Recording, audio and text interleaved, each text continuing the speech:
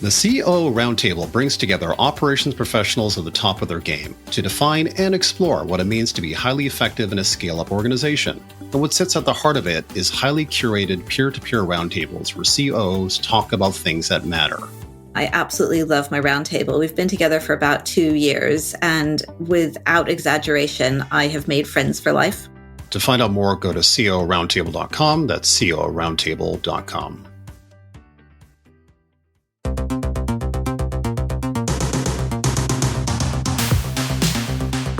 Hello, everyone, and welcome to another episode of The Operations Room, a podcast for COOs. I am Brandon Minsinger, joined by my lovely co-host, Bethany Ayres. How are things going, Bethany?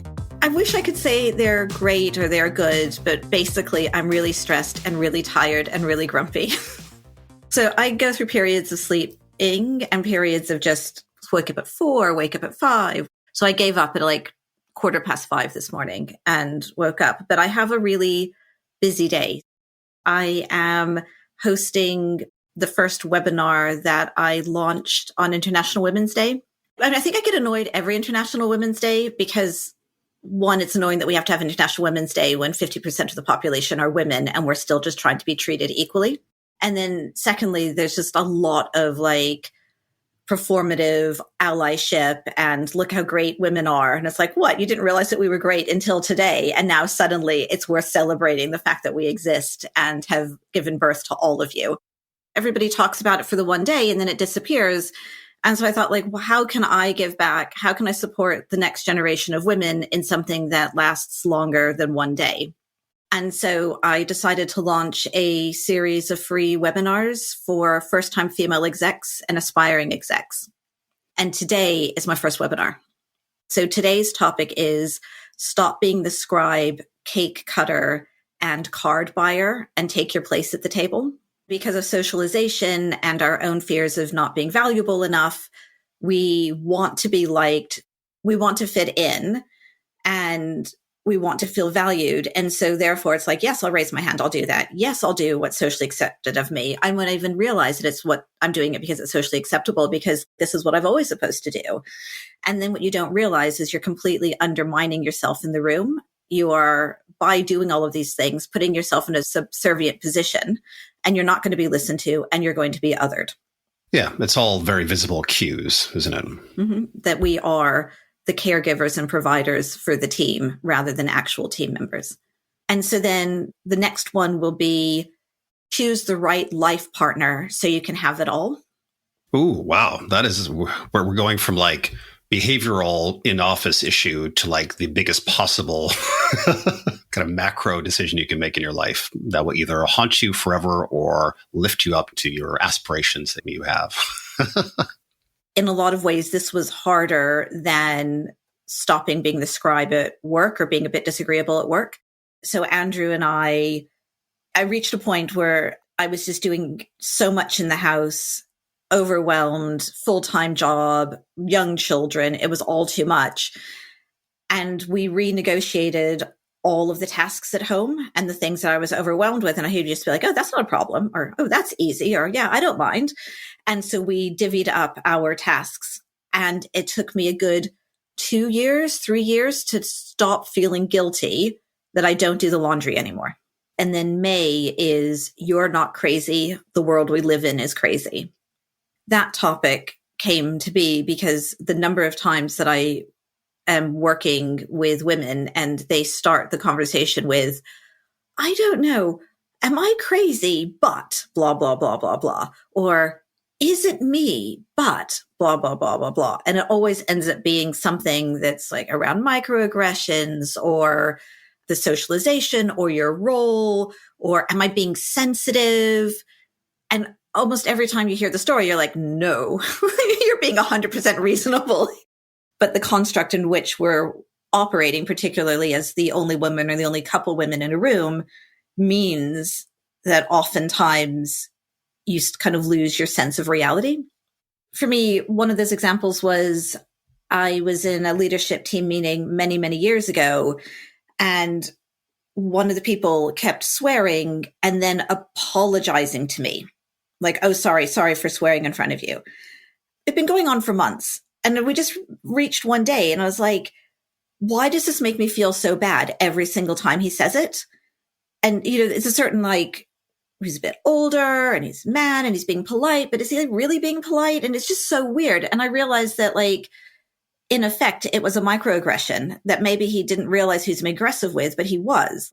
I was the only woman in the room. And by apologizing or pointing out every single time that he swears. Yeah, he's treating you differently for sure. And he's othering me and he's pointing out that I don't belong over and over again. Finally had a moment where I just lost it and just was like, I know it might shock you that I've heard the word bollocks before, but even more shocking is the fact that I've seen them before. I do have 2 children. I'd had enough. And I was like, you're othering me. You're not doing this out of politeness. You're doing it to make me feel different, blah, blah, blah, blah, blah. I was really angry. And then the whole group of them are staring at their shoes, all chastised. And then one said, sorry, Mom. What do you do with that? Yeah, what do you do with that? You're not crazy. The world we live in is crazy. And then I've recently come up with the topic for June which is going to be a much more tactical one, which is how to present to a board or how to speak to execs. Yeah, that's a great one. So that is my day. Well, I am thrilled. I'm very excited for your webinar series. So we've got a phenomenal topic for today, which is the COO pivot to profitability. And we have an amazing guest for this with Libby Penn. She is the COO of Improbable and the former COO of Spectrix, Blipar, and BetConnect. So with this question or conundrum of companies of pivoting to profitability and the expectations in 2024 and perhaps in years ahead of us as well, I just wanted to dive into a scenario. So the scenario is you're a B2B SaaS company, you've got 18 months runway, your ARR growth rate is slowed down to, let's say, 20, 30%. So obviously that's not great from a metric perspective. Your previous valuation was sky high. You're sitting at a 12x multiple, and really you can't raise again based on the metrics. And if you actually could raise, you'd be subject to a down round with your multiple that was too high previously and trying to play catch up to that. So the question is, in your pivot to profitability, what do you now do? So when you think about it, just from a baseline point of view, what are the pots that you would look at as a CEO to think through, okay, if we have to shift the ball towards profitability, what are the fundamental categories that you would look at, Bethany? So the first thing would be to look at the strategy and see, are we doing too much?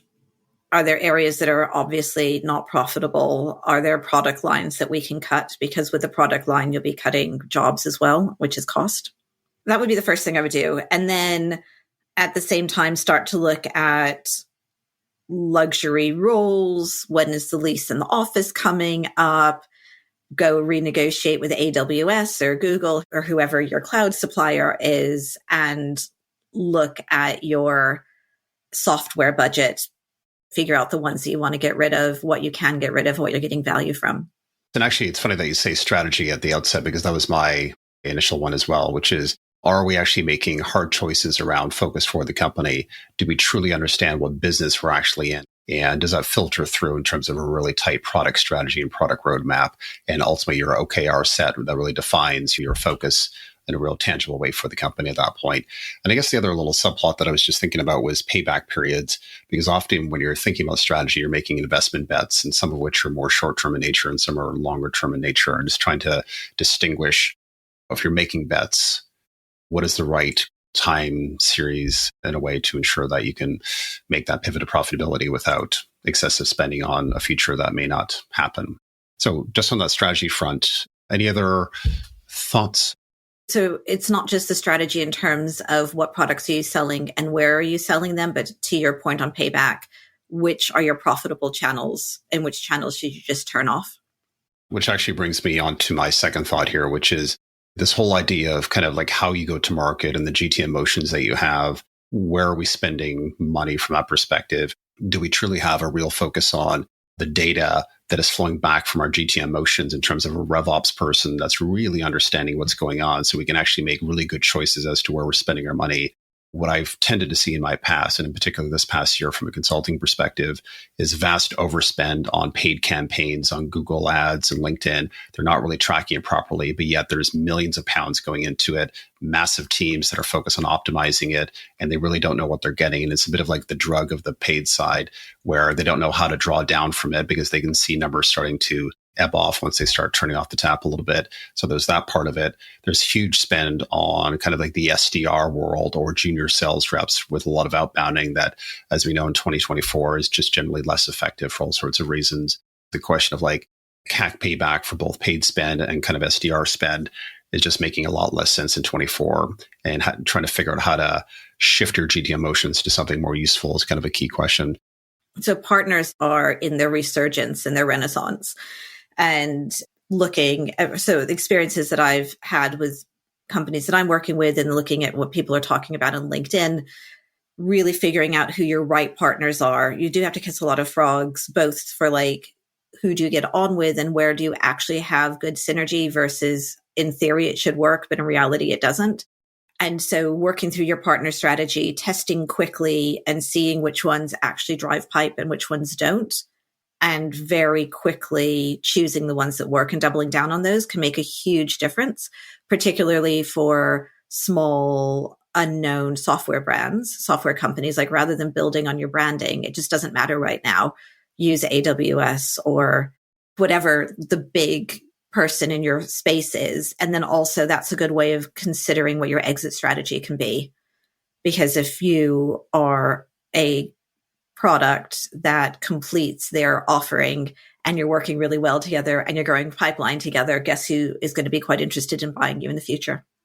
Just cards on the table, like the relationship that we had with Salesforce and New Voice Media made our go-to-market so much easier, because at Salesforce, all the reps knew that if anybody needed a contact center, we were the place to go, and we didn't have any other partners that we were going to take the business to.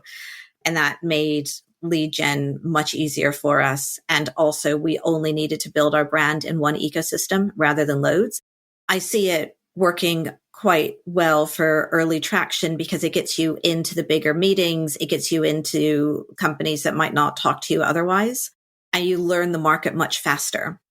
The problem is you can get so distracted by it. So what you really need to do is understand your place in the market, where you understand the market itself and the dynamics and which are the partners that are really going to make a difference and where you're mutually beneficial. And sometimes you get that wrong.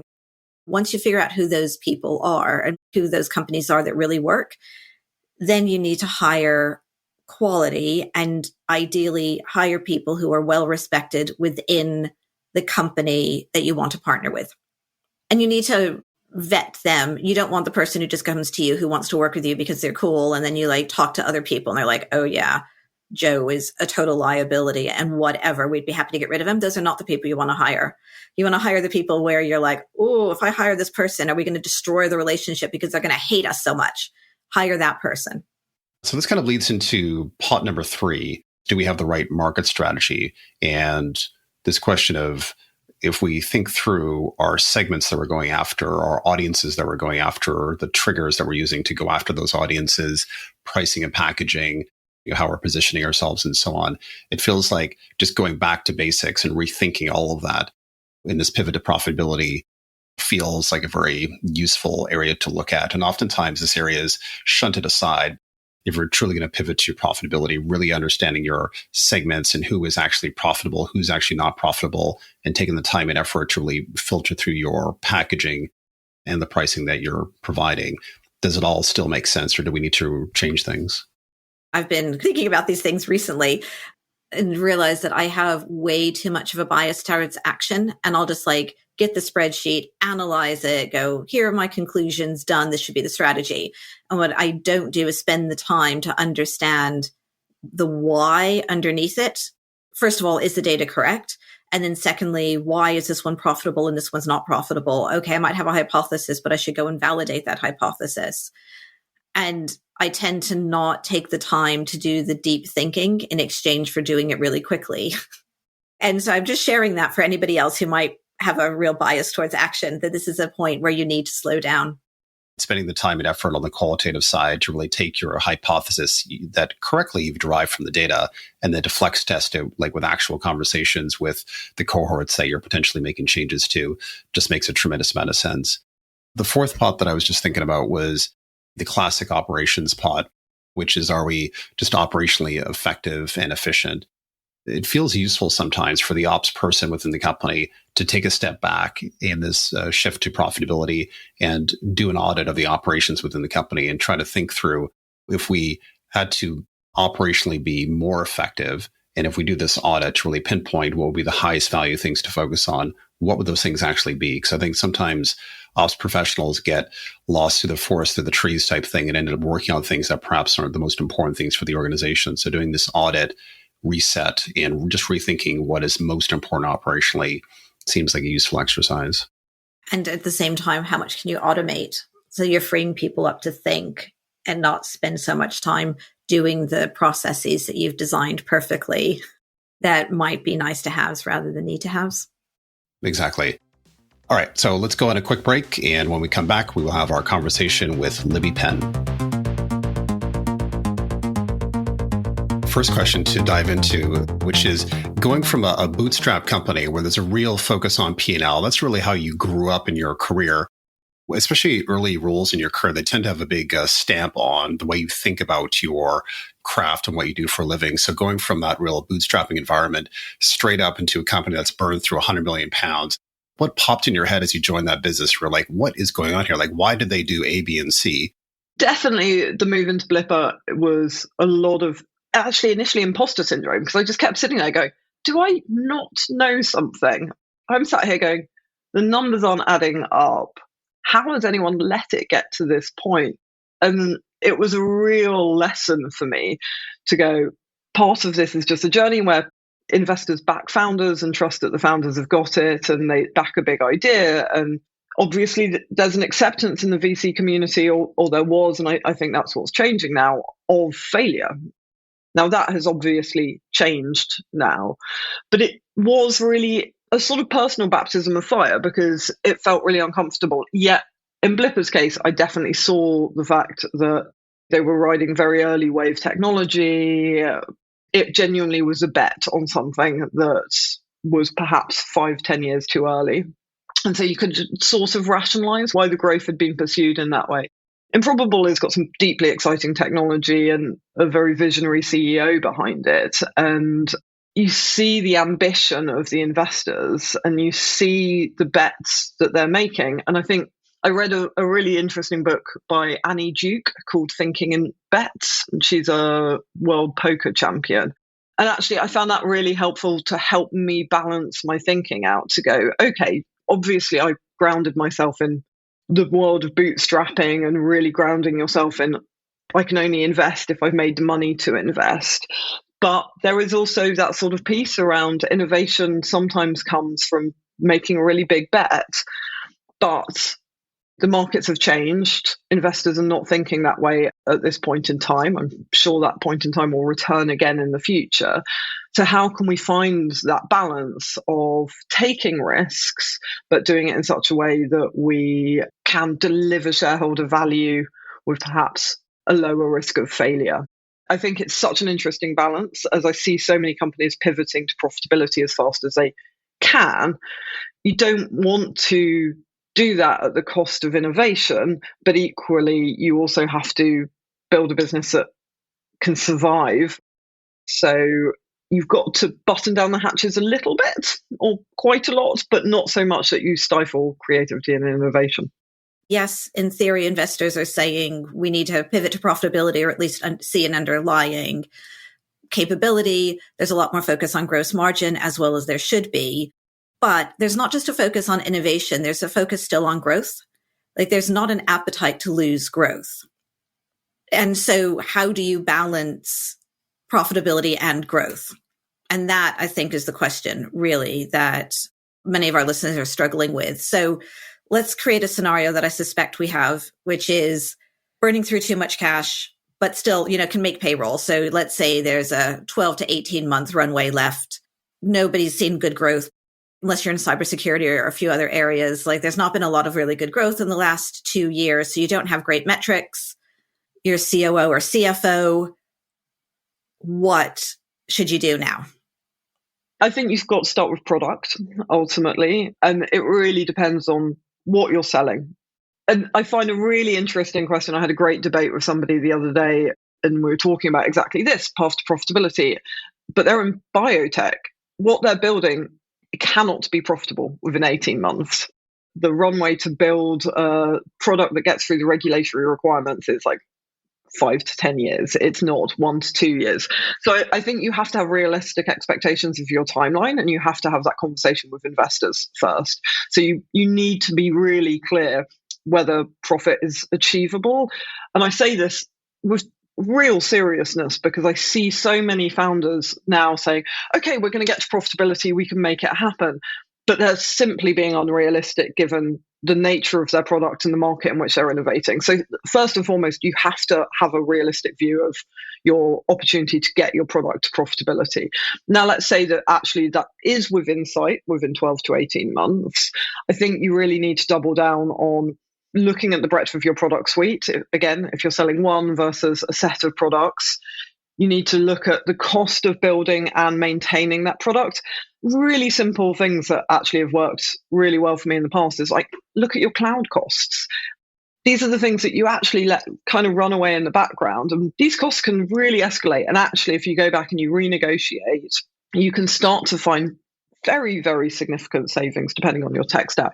So looking at the cost of servicing your product, looking at the profitability of your customers and splitting them into cohorts, doing the same with your product set if you have multiple products, so that you're really focusing on actually what is the better bet for making money. So come back to sort of thinking in bets idea.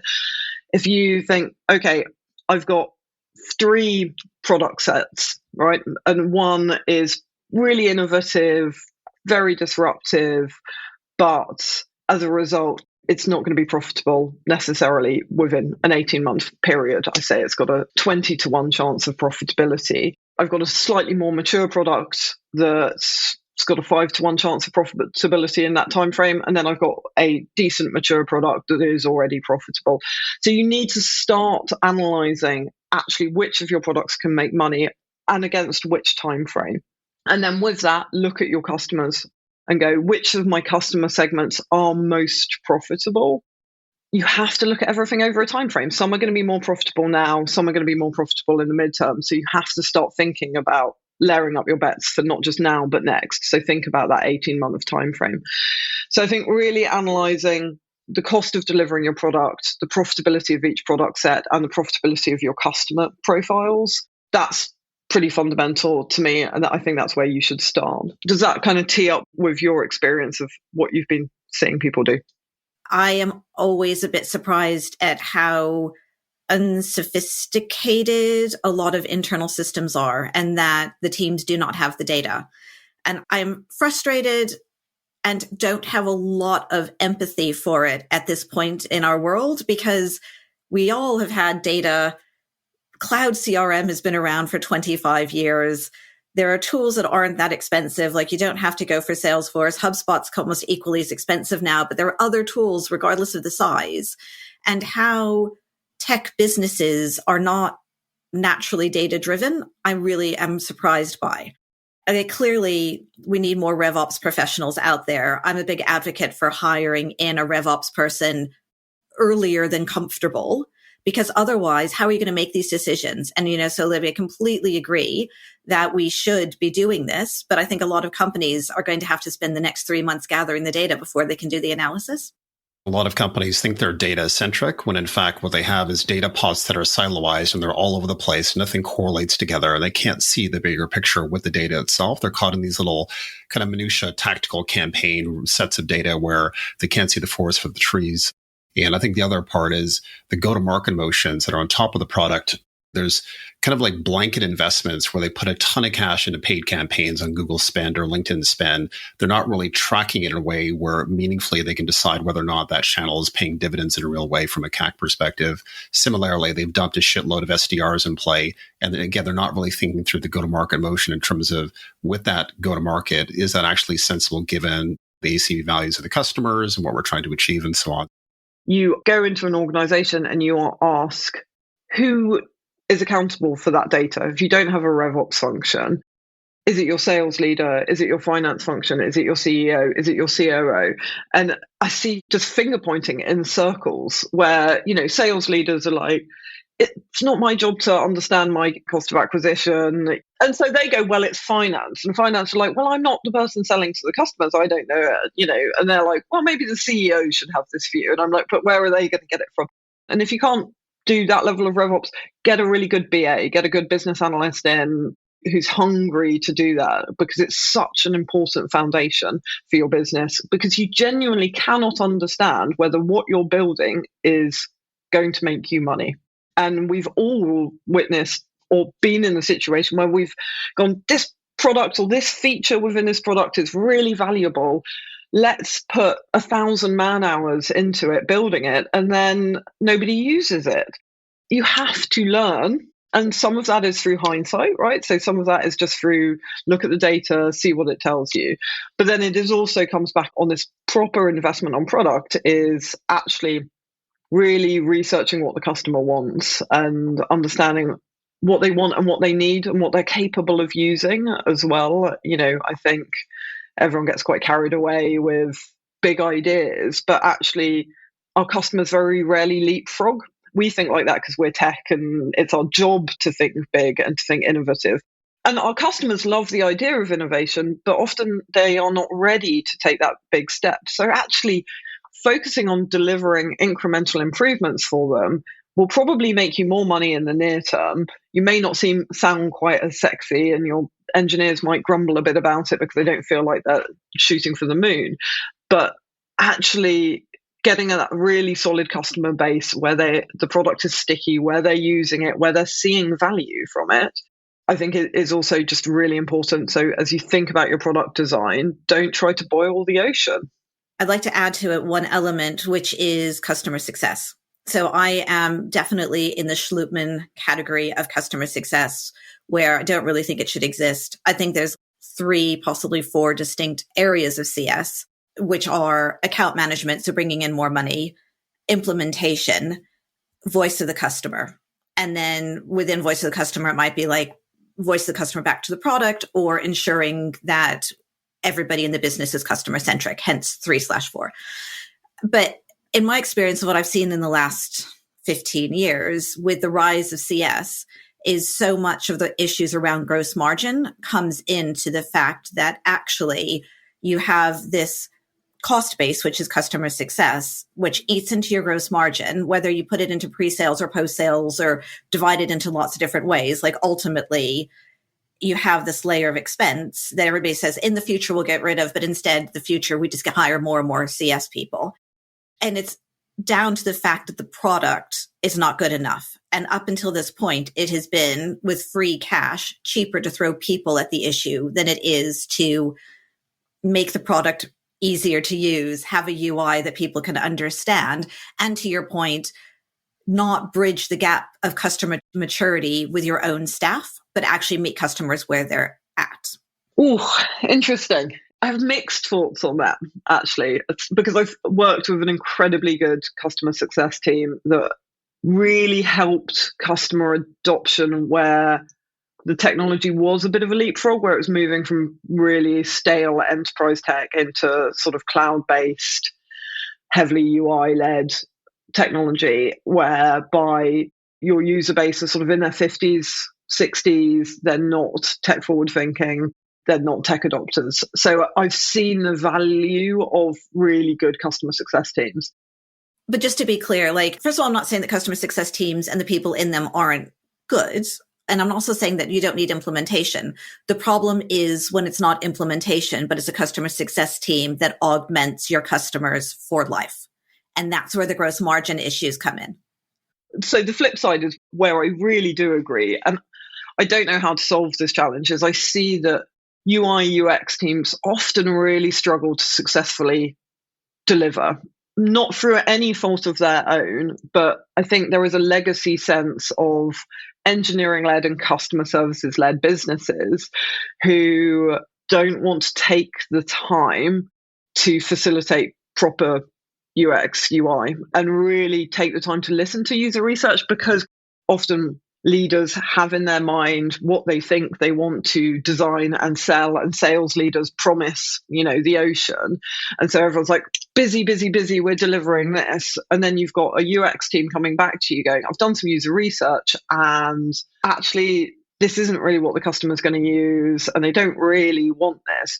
But the machine is already so busy whirring with what they think they want to deliver, and the customer success team have already weighed in with sales on how they're going to work together, that nobody wants to stop and go, actually, we need to simplify this, or we need to take more time to validate this. I've seen it time and time again, how frustrating it can be for UX teams to genuinely be allowed to do the job. And sometimes that isn't from an internal perspective, it's also from the customers who just don't want to engage in facilitating good product development by giving that feedback, by giving that time. So I think it's a real conundrum and a really challenging one. And I really empathize with UX teams who have to come in later to try and go, actually, we aren't building what we should be. And if you get a really good UX team in, they will help you validate what you're building, and they will help improve that profitability piece.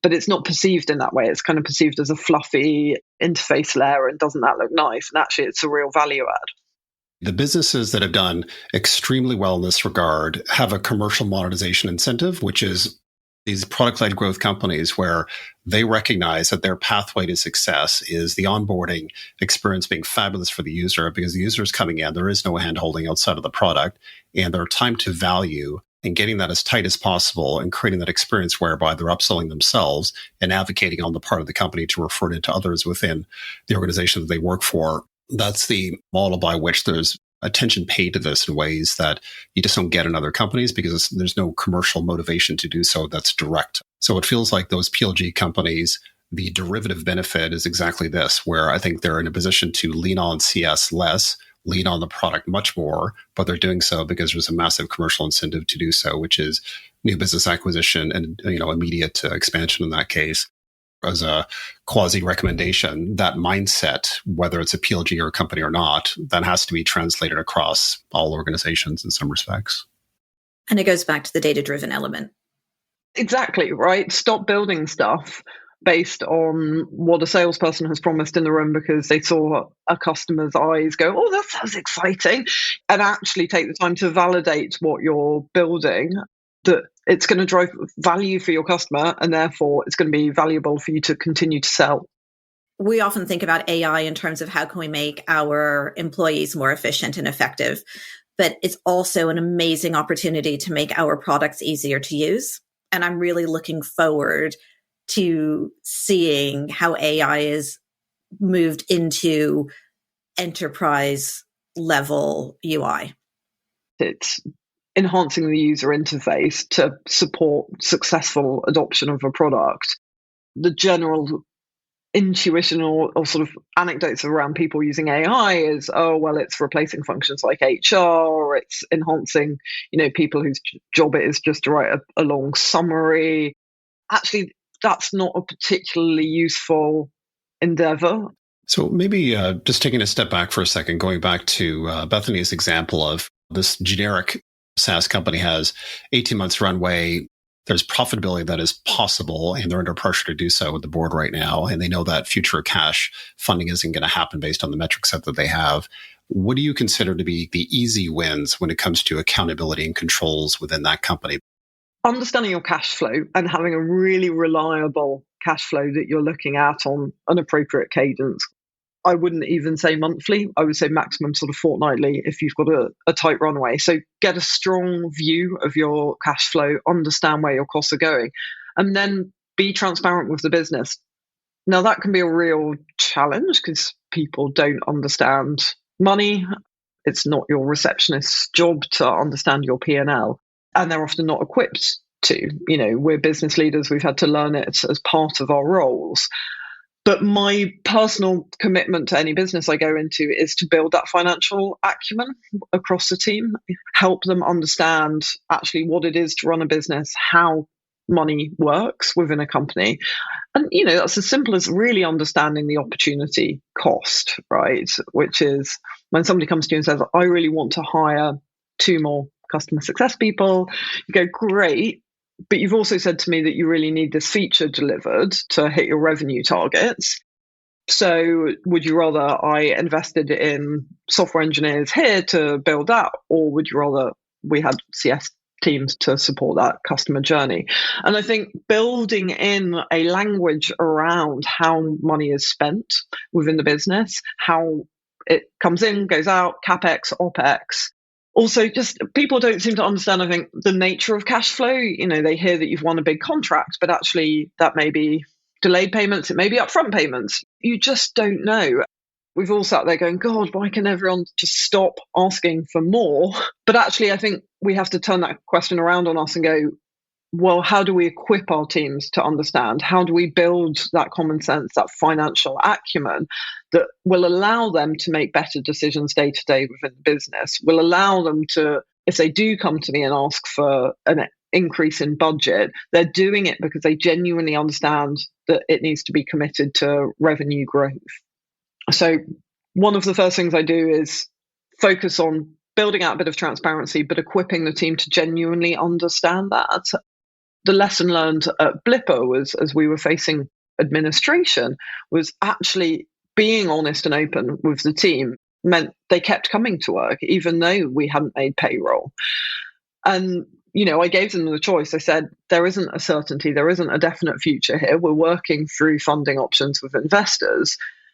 Now, you can choose to not come to work because I can't guarantee that your paycheck's going to come in this month. So I totally get it if you don't want to come in, or you can come in and you can help build this business. And I think everyone was a bit nervous. The investors were a bit nervous about that level of transparency. But because we really took them through everything, here's how much money we're trying to raise, here's what we're trying to unblock, here are the cost improvements that we've made, and we empowered them to have a choice. Actually, the team did come to work, and it was a really high-performing team at that point because everybody was leaning in. They all knew why they were doing what they were doing. I think, to me, giving that foundation of knowledge and the ability to understand what they're looking at is critical, particularly if you've got a shortening runway. But it feels counterintuitive. Lots of people go, we shouldn't share that information because we'll scare people and they'll leave. Well, then if they're going to leave, they're not going to help you build a business. So they're in the wrong space. People aren't stupid. They know something's going on, and it's scarier when you don't know what it is than when you do. How long did they go without pay? Like, how many payrolls did you not make? There were a number of payrolls we didn't make. And everybody stuck through it, did they? Or those who could did? I would say 95% stuck through it, yeah. If you're a really busy leader who's like, that financial education sounds awesome, I don't have time to build it, do you either have the resources that you would suggest somebody go to, or do you have the ability to help or anything pre-made that you would like to share? I think it's about looking around your organization and go, who has got good financial acumen? And it is just a question of taking the time for people to understand investment. Convertible loan notes. Why would an average software engineer understand what a convertible loan note is? So they just go, oh, we've had money come into the business. It isn't. It's a loan note. So, it's debt coming in that is hopefully going to get converted to equity at a future round. But for a team, they just don't understand that. So you need to find somebody within your organization to do it. It doesn't need to take a huge amount of time. When I first did it, we did it over a couple of lunch hours. And then we changed it to be a mandatory part of onboarding for every employee coming into the business, which was just an hour with the finance function, talking through how the business has been funded, what the P&L looks like, but also what the cash flow looks like. And then just talking through really useful examples of, we could upgrade all of our machines, but that's going to cost us £200,000. But we also need to move office. And that isn't just rent, it's a deposit. So that 200 grand could be the deposit on a bigger office. And asking people, what would you do in that situation? Do some thought exercises with people. I don't think it has to be particularly complex. Typically in companies, the VP of finance or head of finance tends to be introverted or shy, but their financial acumen obviously is off the charts. And if that individual wants to grow their skill set and truly become a CFO at some point in the future, they have to be out front with the organization and holistic across the company, being able to take financial concepts and make sure they're understood by the rest of the business and the investors and so on. So I've always put this back to the VP of finance or head of finance in the sense that, look, this is part of your career path. You need to get out front. You need to be a leader of the business right now. And I need you to lead the business, not me in this case. I had one VP of finance that was phenomenal at doing this. He had just finished his Toastmasters and he was super psyched on this. But it can work if you have the right person with the right attitude and they're on the right career path. My advice is you've got to build it into your onboarding process. Every employee needs to understand how you make money and how you spend money. So I think cash flow, get a really strong grip on that. Transparency of the financial performance of the business. Equip your employees to genuinely understand that. Look at the product costs, as we were talking about earlier. Look at your client profitability and do some cohort analysis. And of course, then it comes back to also looking at your people. So you need to build a strong culture. And personally, I believe that the sort of transparency and broader investment in broader skills of your people is a really good place to start. But you also need to think about, how can I unleash more potential from the people that I have? And again, I say that with a certain sort of fragility to it, which is, it's not meant to say like, we need more from you for less, which is what I think employees will hear by default when you say that, because people are skeptical and nervous at tech. It's going to be focused on burnout. But actually, it is, whether that's through your HR leader, whether that's through getting your managers together and saying, who are the up and coming A players? Who are the people that we really ought to invest in and let rip and empower to make better decisions in our organization? Find that talent and present them with the problem, which is, we've got 18 months of runway. We want to extend that to 24 months. Let's articulate it as a simple question. How would you, employee X, Y, and Z, I'd get a few people in the room who aren't your established leaders, but are the ones who you think will be the next round of leaders, and say, what would you do to improve this situation? And you get incredibly interesting answers. And I remember I had an employee who, we did this thought exercise over lunch. We had a really interesting conversation. Nothing particularly solid came out of it. And I was like, well, look, at least I'm getting FaceTime with these people. And then she came back about a week later with this unbelievable spreadsheet around a totally new pricing strategy for a product that we had that improved our gross margin significantly, that I hadn't come up with. I didn't see it coming. She was probably 5 years into her career, if that. Incredibly smart young woman. And she just said, I've done loads of analysis. Actually, I've looked at what our competitors are pricing at. I've looked at our roadmap and how I think our product is going to be increasing customer value over time. And I think we can make these price changes. And I would package it up in this way. And we did it. And it made us more money. And it was such a great moment. I think it's about empowering everybody in your business to help, particularly in the space that we work. So many of our organizations are mission led, and that's what our employees connect to. Empower them to help you build the business. So I was that young woman earlier in my career, and there were businesses where I flourished and businesses where I didn't. And what I found was, in the ones where you have the ideas, but you don't know who to go to, nobody's really empowered. So it's not just whether or not I'm empowered. It was like, okay, that's cool, but I don't know. I don't have managers who were able to introduce me to the right people or have the right influence themselves. And that was very frustrating, versus the organizations where, and I don't actually think it was that the organization was better, it was maybe I just had closer access to power accidentally. And that made a huge difference for both the influence I could make. It made my career, and it just gives you all of that experience. And so, couple things from what you said that I think are worth taking away. One is, when you hear about investing in people, you immediately think, and you're in this like cash constrained environment, well, great, I can't do any more L&D. I don't want to have to pay for coaches, mentors, whatever, but you can invest in people for free. And that is giving them the information that they need in order to contribute, and then giving them access to power, or creating an environment where everybody has power. And so that de facto you have access to power where those ideas can come to life. It's very exciting to know that you can make a difference and that you're heard. And also, I think being like one of those high achievers who left university thinking I could conquer the world, and like before world has conquered me, it was a very big learning experience professionally and emotionally. Like particularly when you thought they were good ideas and they weren't, I guess is what I'm saying. And so I guess the call out to leaders listening to this is find a way to open your door, whether that's a monthly drop-in, come and have lunch with the CEO. I used to run cross-functional working groups where if you're interested in what's happening across the business, drop in and we'll talk to you about what we're investing in and what we're not. And that forum is exactly about those choices. But it's also, as you say, about a call to arms to your employees to say, actually take ownership, assert yourself, go knock on the CEOs, don't be afraid to. And frankly, if you go and you get knocked back, evaluate whether that's the right place for you, right? And hear the feedback. If you're being knocked back because they're going, actually, that's thanks, but let me explain to you why that wouldn't work. If they have a conversation with you, that's one thing. But if the door is just shut when you knock on it, then maybe that's not the right environment for you to be working in. So before we go, I'd like to ask, if our listeners can only remember one thing, what is it?